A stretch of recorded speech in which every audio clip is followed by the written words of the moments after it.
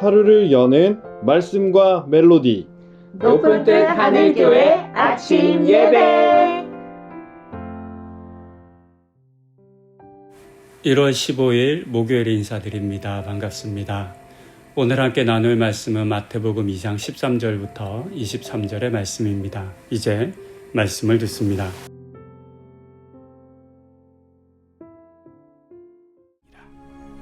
그들이 떠난 후에 주의 사자가 요셉에게 현몽하여 이르되 헤롯이 아기를 찾아 죽이려 하니 일어나 아기와 그의 어머니를 데리고 애굽으로 피하여 내가 네게 이르기까지 거기 있으라. 요셉이 일어나서 밤에 아기와 그의 어머니를 데리고 애굽으로 떠나가 헤롯이 죽기까지 거기 있었으니 이는 주께서 선지자를 통하여 말씀하신 바 애굽으로부터 내 아들을 불렀다 함을 이루려 하심이라. 이에 헤롯이 박사들에게 속은 줄 알고 심히 노하여 사람을 보내어 베들레헴과 그 모든 지경 안에 있는 산의 아이를 박사들에게 자세히 알아본 그때를 기준하여 2살부터 그 아래로 다 죽이니 이에 선지자 예레미야를 통하여 말씀하신 바 라마에서 슬퍼하며 크게 통곡하는 소리가 들리니 라헬이 그 자식을 위하여 애곡하는 것이라. 그가 자식이 없으므로 위로받기를 거절하였도다 함이 이루어졌느니라.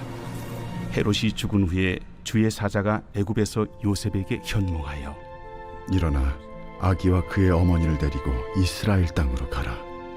아기의 목숨을 찾던 자들이 죽었느니라. 요셉이 일어나 아기와 그의 어머니를 데리고 이스라엘 땅으로 들어가니라. 그러나 아켈라오가 그의 아버지 헤롯을 이어 유대의 임금됨을 듣고 거기로 가기를 무서워하더니 꿈에 지시하심을 받아 갈릴리 지방으로 떠나가 나사렛이란 동네에 가서 사니 이는 선지자로 하신 말씀에 나사렛 사람이라 칭하리라 하심을 이루려 함이로라.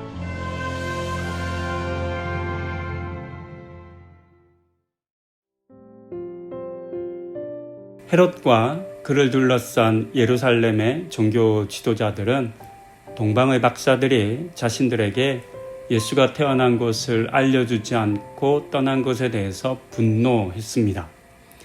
자신이 먼저 박사들을 속이려 했었는데 그들에게 속은 것에 분노하는 모습을 보면 매우 역설적인 모습이라 할 수 있습니다. 그래서 그들은 베들레헴과 그 주변의 마을에 사는 2살 아래의 모든 남자 아이들을 죽였습니다. 참 잔인한 사건입니다. 헤롯은 이두메 출신의 이방인으로 로마 황제의 권력을 등에 업고 이스라엘의 왕이 되었습니다. 생각해보면 일본이나 중국 사람이 우리나라의 왕이 된 것과 마찬가지의 상황으로 볼 수도 있겠습니다. 그렇기 때문에 유대인들은 헤롯을 진정한 왕으로 인정하지 않았습니다. 그래서 여러 번 말씀드린 것처럼 헤롯은 유대인들의 환심을 사기 위한 정책을 많이 펼쳤습니다. 그중 하나가 예루살렘 성전을 원래보다 3배나 크게 재건하고 화려하게 지은 것입니다. 헤롯은 두려움이 많은 왕이었다고 합니다. 자신의 부족한 정통성으로 인해서 사람들이 자신을 해칠 것이다 라고 염려한 나머지 수많은 군사 요새를 이스라엘 전역에 건설한 것으로 알려집니다.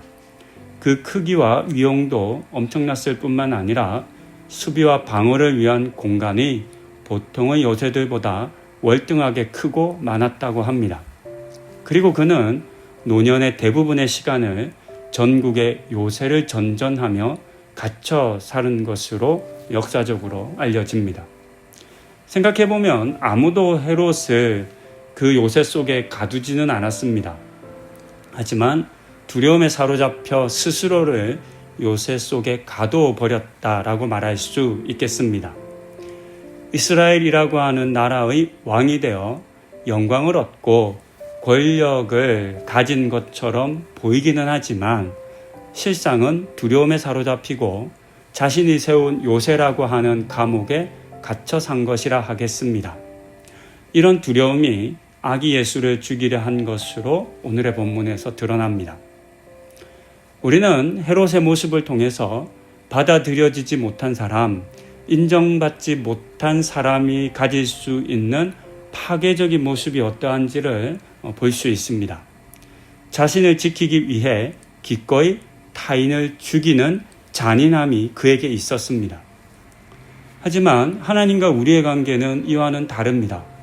비록 우리가 죄인이라 할지라도 하나님께서는 우리를 아들로, 딸로, 자녀로 여겨주시겠다라고 약속하셨습니다. 그리고 로마서 8장 15절은 그 같은 사랑에 대해서 이렇게 선포합니다. 너희는 다시 무서워하는 종의 영을 받지 아니하고 양자의 영을 받았으므로 우리가 아빠, 아버지라고 부르짖느니라. 이 말씀처럼 우리는 모두 양자의 영을 받았고 하나님을 아빠라고 부를 수 있게 되었습니다. 그리고 이와 같은 새로운 관계성은 더 이상 무서워하는 삶이 아니라 사랑을 주고받는 삶으로 우리를 이끌어 주었습니다.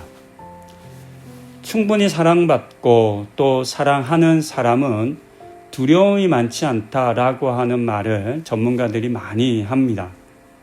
정말 그런 것 같습니다. 그리고 신앙생활도 이와 마찬가지지 않을까 여겨집니다. 요한일서 4장 18절은 이렇게 들려줍니다. 사랑 안에 두려움이 없고 온전한 사랑이 두려움을 내쫓나니 두려움에는 형벌이 있음이라. 두려워하는 자는 사랑 안에서 온전히 이루지 못하였느니라. 이 말씀처럼 하나님의 사랑이 우리 안에 충만히 있을 때 우리는 두려움을 이길 수 있습니다. 그런 점에서 우리가 진정으로 하나님께 간구해야 할 것은 이 같은 사랑이라 하겠습니다. 그리고 우리가 하나님으로부터 받은 사랑을 나만의 사랑으로 머물게 하는 것이 아니라 나누는 것이어야 하겠습니다.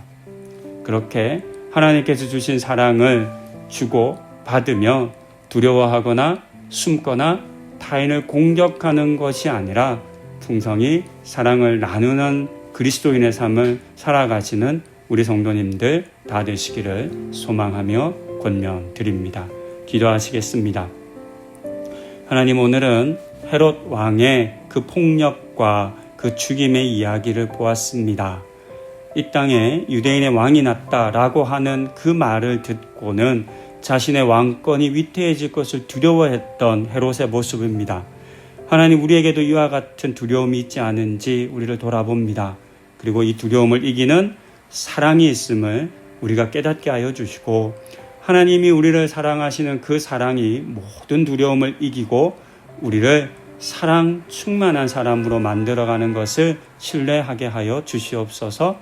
그래서 먼저 주님께 사랑받고 그 사랑을 행하고 베푸는 우리 성도님들 다 되게 하여 주시옵소서. 이 같은 사랑의 은혜를 우리 모두에게 부어주시기를 간구드리며 이 모든 말씀 예수님의 이름으로 기도드립니다. 아멘.